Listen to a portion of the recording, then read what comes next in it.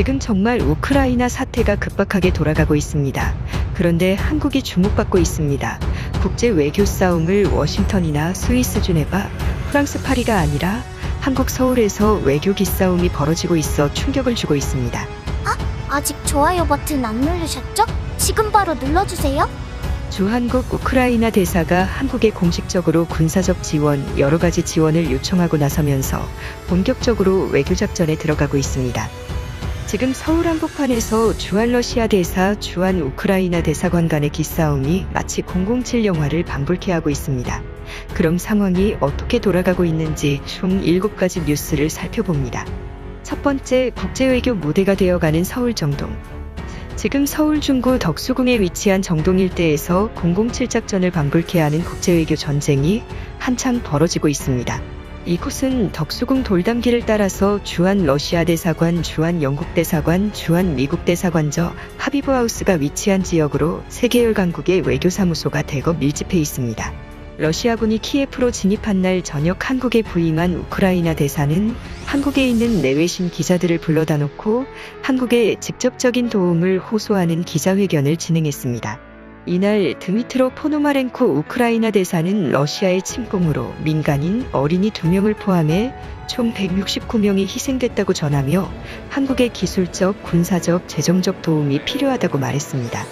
이어 러시아 안드레이 콜릭 주한 러시아 대사 역시 즉각 기자회견을 할 것이라고 언급하며 주한 우크라이나 대사를 견제하고 있는 상황입니다.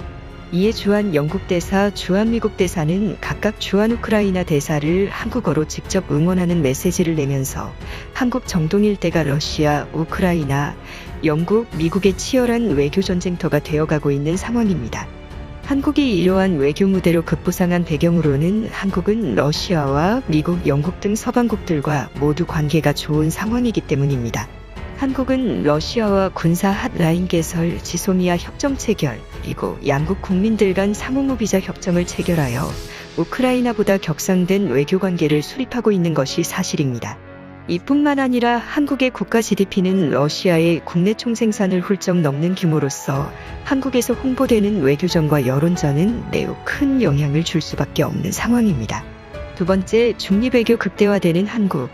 한국은 서방 진영에 속하고 있는 나라이지만 국력이 강해진 이후로부터 특정 국가들을 대상으로는 중립외교를 진행해 왔습니다. 대표적인 나라가 러시아입니다. 러시아는 서방 세계로부터 높은 적대감을 형성하고 있는 나라입니다. 하지만 한국은 조선 후기 대한제국 시기를 거치며 러시아의 어느 정도 도움을 받았던 것이 사실입니다. 고종의 러시아 공사관 망명 사건 등을 포함해서 일본을 견제하는 입장에서 러시아와 우호 관계가 어느 정도 있었으나 러시아의 소비에트 혁명과 한국전쟁에 책임이 있는 국가로서 88년 서울올림픽 직전까지 악화된 관계를 맺어왔습니다.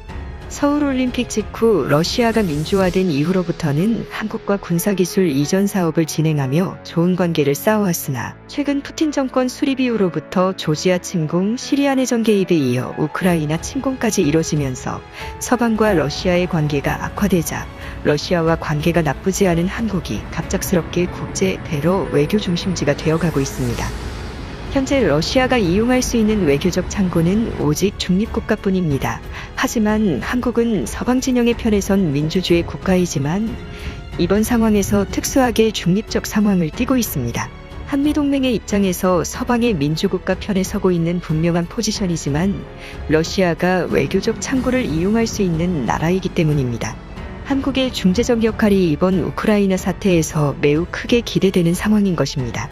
세 번째, 우크라이나의 핀란다이제이션.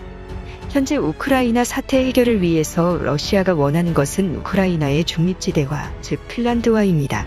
흔히 핀란다이제이션이라는 용어를 사용하는데요. 핀란드는 나토에 가입되지 않은 중립국의 입장에 서고 있습니다.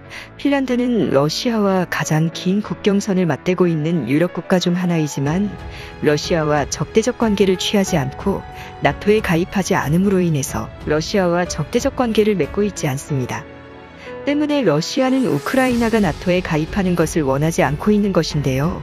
하지만 드미트로 포노마렌코 우크라이나 대사는 현재 우크라이나는 여전히 나토에 가입을 원하고 있다고 언급하고 있는 상황입니다.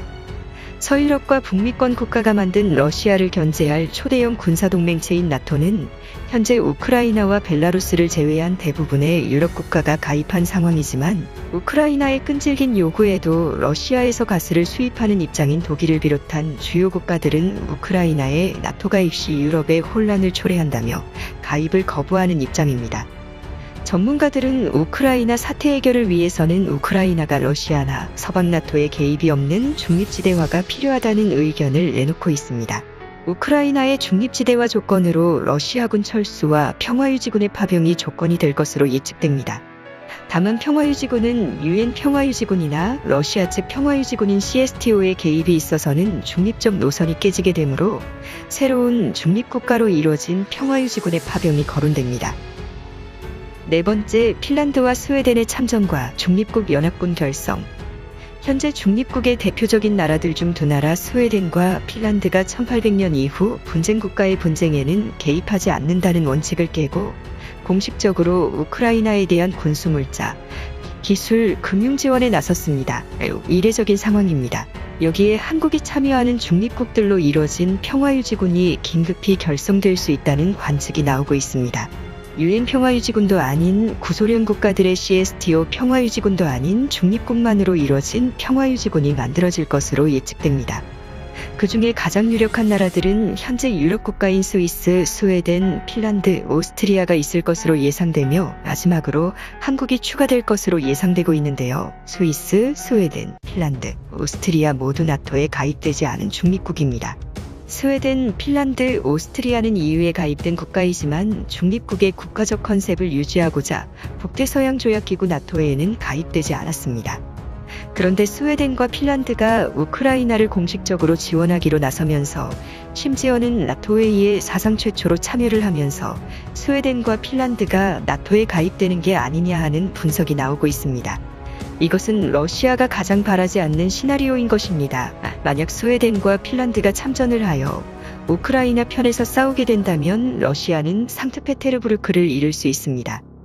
스웨덴, 핀란드와 더해서 스위스와 오스트리아는 세계에서 가장 유명한 영세 중립국을 유지해온 나라로서 스위스는 나토, EU 모두 가입돼 있지 않습니다.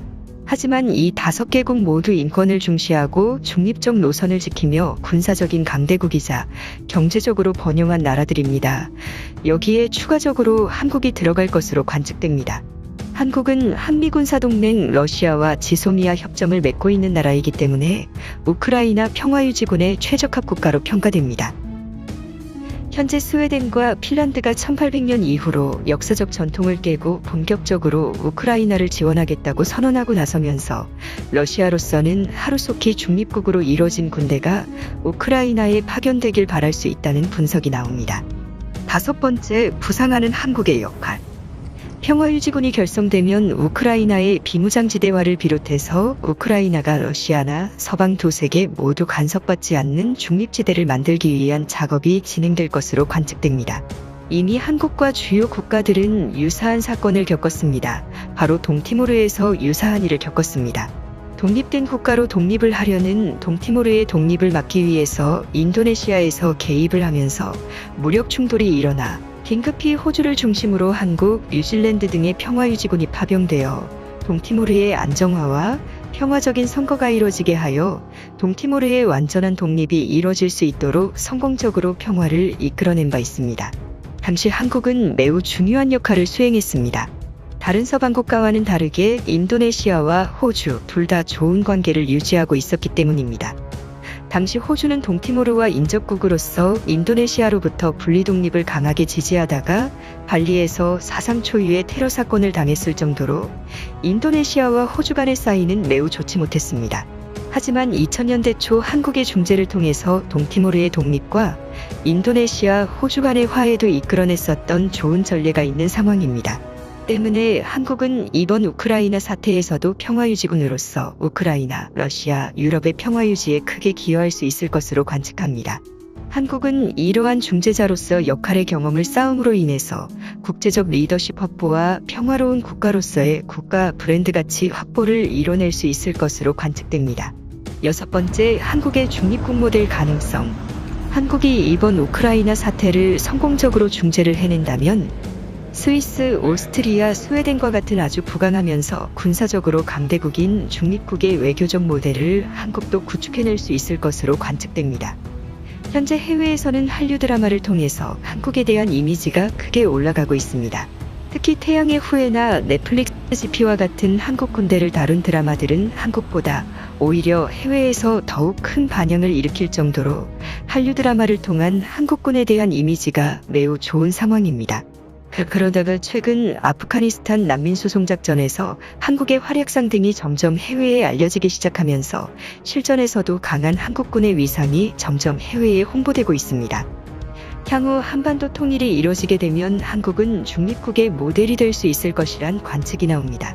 러시아, 중국, 일본, 미국 등의 열강국들의 틈바구니 속에서 한국이 강한 힘을 유지하려면 한미동맹의 틀 안에서도 한국만의 독특한 중립적인 모델을 만들어 나갈 수 있을 것이란 관측이 나옵니다. 7번째, 푸틴의 사퇴. 푸틴 집권 이후로 푸틴은 문학적이고 문화를 사랑하는 평화적인 모습을 보이곤 했으나 그의 집권으로 인해서 시리아, 우크라이나, 크림반도, 조지아 등지에서 많은 민간인들과 군인들의 희생이 있었습니다. 이뿐만 아니라 푸틴의 정적들, 푸틴을 지적한 시민 블로거 등이 완전한 탄압을 받으면서 많은 민주주의 인사들의 희생이 있었습니다. 현재도 러시아에서는 우크라이나 전쟁을 반대한 시민들의 집회가 이어지고 있으나 조용히 어디론가 끌려가고 있습니다. 우크라이나 사태가 진정된 이후로 푸틴은 책임을 지고 사퇴를 해야 하며 평화로운 러시아가 될 수 있도록 해야 할 것이라는 지적이 나옵니다. 이번 우크라이나 사태를 통해서 푸틴은 평범한 강대국의 지도자에서 마오쩌둥, 스탈린, 김일성, 김정일과 같은 사상 초유의 독재자의 이미지를 벗기 어려울 것으로 보입니다. 대다수의 선량한 러시아 국민들이 피해를 입지 않게 그가 스스로 물러날 것인지 귀추가 주목됩니다. 이번 우크라이나 사태는 많은 사람들이 러시아에 기대하던 민주주의 국가의 모습을 완전하게 상실하게 만들었습니다. 하지만 러시아에서는 아직까지 한국에 대한 호감도가 높은 상황으로 다시금 러시아가 평화적인 노선을 걸어갈 수 있도록 해야 한다는 의견이 나옵니다. 러시아가 마지막으로 서방 진영의 편에 설 수 있도록 만들 수 있는 유일한 나라는 단 한 나라, 대한민국밖에 없다는 의견이 나옵니다. 국토전략TV 오늘은 이것으로 마칩니다. 시청해주셔서 감사합니다. 아이고, 너무 안타깝네요. 재미있게 보셨으면 좋은 의견을 댓글로 달아주세요. 하나의 댓글을 달아주실 때마다 우리나라는 더욱 강해집니다. 그럼 좋은 하루 되세요.